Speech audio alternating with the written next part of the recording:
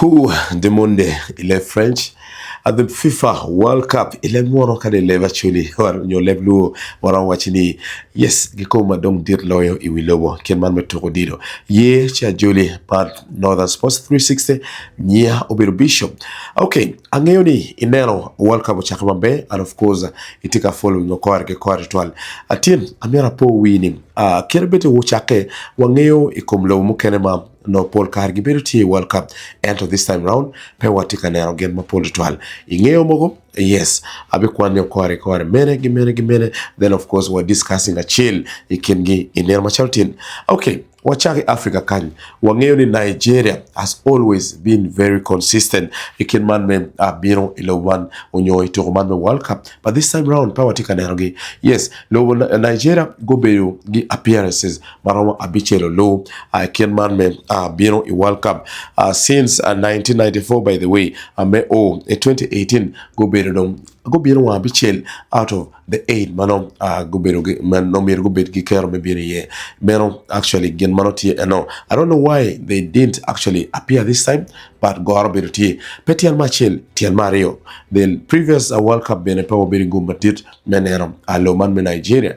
yes ye we hanen tamamegi itawni ngomarach gi low man me Nigeria we hanen a comment section pe eno keken one of the most iconic African country called the man me to World Cup I think a lot come lobo a Cameroon by the way now team man me Cameroon this time round pego beri care me birum a World Cup and of course inoni gena ye kenero man me African football they have made 8 appearances and the most of any African team may appear in man me World Cup but this time now round pe wanero again kabiro man me World Cup meno gin manoti katime ay lobo man ame Cameroon walaka wanen Europe watigilo mukena mapol kan wanero ge kore twal itoko a World Cup but this time round pe wanero ge wachake Denmark. Yes, Denmark all along go berutie always internationally. No getie tournaments wachalo World Cup. Paul Kar we were po dokwatiro nero no man Denmark. And of course getiro kar group stages by the way surprisingly. Kira team gigoro unyoti medium no Paul Kar the likes of Eriksen. This time round they are absent. Any is also a big question mark nero ikenman me to World Cup. Now madite loy by the way Amira wanen alo man me Italy. Italy consecutively go king World Cup 3 times. 3 times. Which are king World Cup in 2014, in 2018, and this time round. King in 2018, 2022, get on 2026. Pelbury total. We upon Italy go making appearances a power we are born low. Can man me to World Cup and they have been champions four times.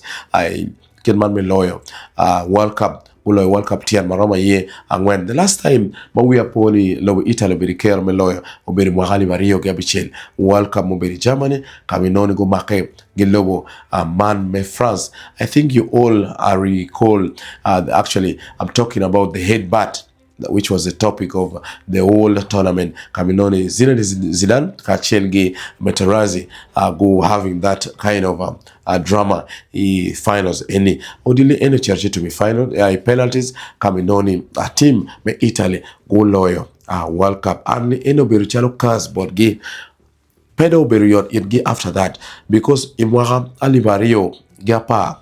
They managed to qualify maybe to World Cup but ngomo time go group stage pemeno ke can go managing me qualifying maybe in World Cup in Brazil 2014 kaminoni go bene maraja dida a group stage and since then they are still waiting for their chance to appear 3 times is not normal for Lobo Machalo a 4-time champion I can man to World Cup now Amir ne wanyam kachel kiri wanyang tutwale itawli ngomara tutwal gilobu Italy for all this while they are not qualified. Yes, you can share with me sharing a comment section where I bet care mengeo and nero mamegi mamuero lo man me Italy petiti mabere tutwal atiki tamu kene matawni some of the factors combined with others mapabi very care me kwano neka any aye ogeo no Italy qualifying for the World Cup 2026 and we put him World Cup 2026 qualifiers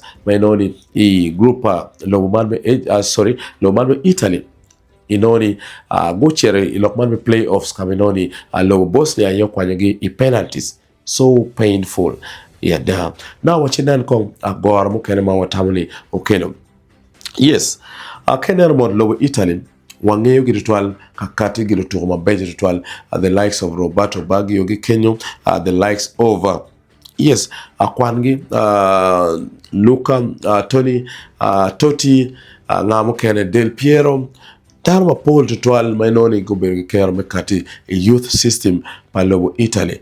But this time round, pe watika nero Paul tutwal matika bino I give youth system amegi. Man, there's some weakness a youth system. Jema Paul tutwal ati mapetika timama bero tutwal. And a lot of critics tutwale legends mamegi tiwa ini pipeline nena charity uchod manok. And of course, ginero chalo Italy umirti mateko tutwal mena nin. At that pipeline gidwako chen, wek uluto go to chen. So, stagnation in the grassroots football and youth system. Good dog chen Eric Machane, Jamie Gipetica won Mabay Ritual, Daro improving, but for them, Gumogo Chen, Menerane, Gimogo and tactics Machane and Jamie Petica Beyond Mabay Ritual. Ikiramukane youth system, Mamagi, Dome youth system Petica won Mabay Ritual. Now, Beyond modern football. In only coaches mati coaching Lutero Totwale, a Kenman men, a youth system may nobo, a Italy. Gitika Nerotwal, the tactical approach shown Totwal. Gitika for Lutero tactics as early, too early by the way. May know Lutero, they are forced to in the framework per coach, and they are not allowed to express themselves. Okay, any limiting to Lutero menu to talents mamegi, a freestyles mamegi, at the end of the day, in only you're forcing a striker. Someone who is born a striker, it take a forcing enemy to defense because it take an error the physical appearance of Mege, it take an error how disciplined the kid is, and take a time forcing themselves. Actually, you're forcing the kid to be disciplined in your way, but Latino should be able to explore the basic football or to cut up. Then at the end of the day, you shape and nurture his talent. Kama nono uneno mabere twali Kenya Latino rawote any is one of the factors by noni tika time marache twali ikenman me coaching youth team pa lobo man me Italy. Okay, wachina Serie A inoni clubs me Serie A mapol mawangeyo gi choncha ati loge kum AC Milan, ati loge kum Juventus, Inter Milan, Roma mapol mukena mapara mukwari kumbeti giti kwene chawale. They are no longer the teams Mapol carrying yellow with in Europe. They are not strong at all. Li any keken okelo benegore national team. Okelo gore mateko twal. There's a lot of pressure ikum coaches. A lot of pressure ikum coaches. Mano kitika coaching teams the any because they want to bring back the glory too fast.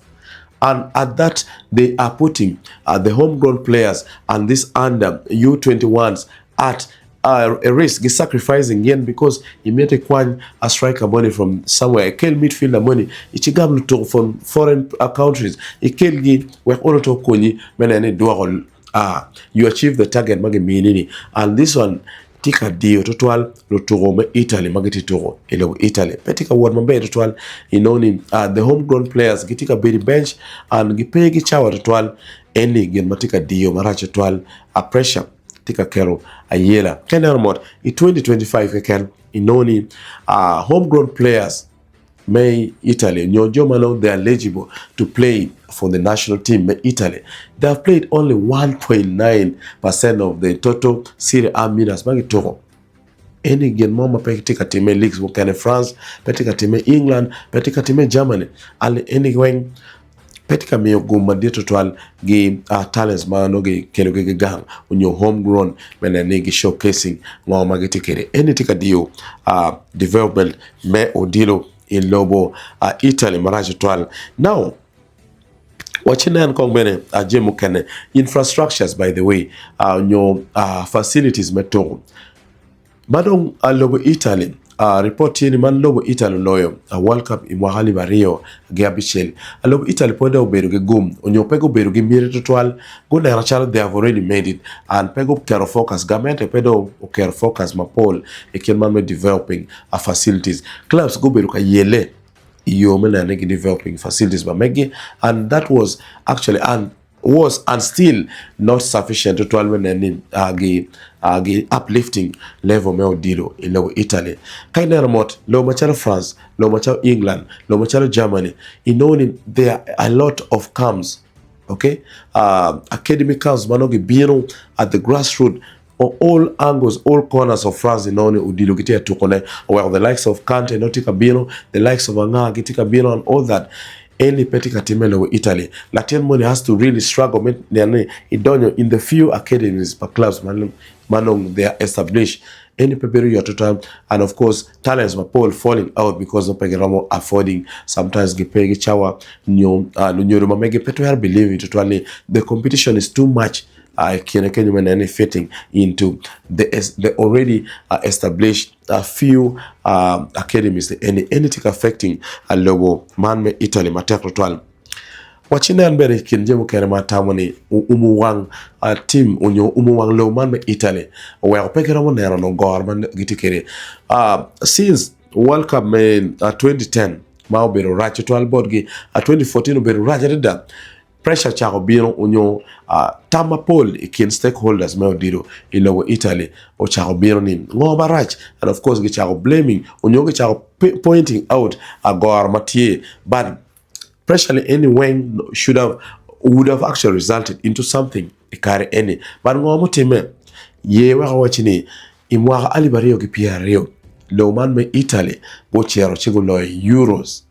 Yes, euro go loyo I finally enobero ekin lobo England ka chelgi a lobo man me Italy in only any ocheroche that win actually ocheroche wang down, and of course obiro chalo la gang onyo go geo ngegi jomati system go geo ngegi ni everything is all right, and down go chero go relaxing where Allah mano getting advocating for legends advocating for gijo kenyo pian gi shutting down with that trophy me euros Karab the end was just some bit of a chance, by the way a gamble ma resulted very well ingeli ending ngomoteme Italy docchen igoro megini, and pedo beri yo total me chemo wang jomo kene because they were in the system ati lok total lekom jomo kene ma getigi dwan yo dido me Italy legends mo kene ma like the Buffon my noni eno bero ka backing coaches mo kene ma peko timu mo, and of course the eno kelo pero ma tek total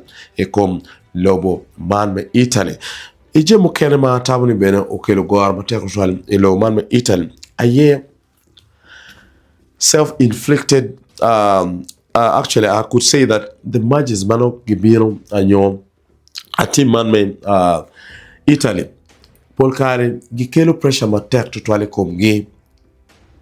Pressure any hour from home. In only fans like demanding and Gikobo your total yes, the media take a criticizing each and left and right, and pressure anywhere FM low Italy.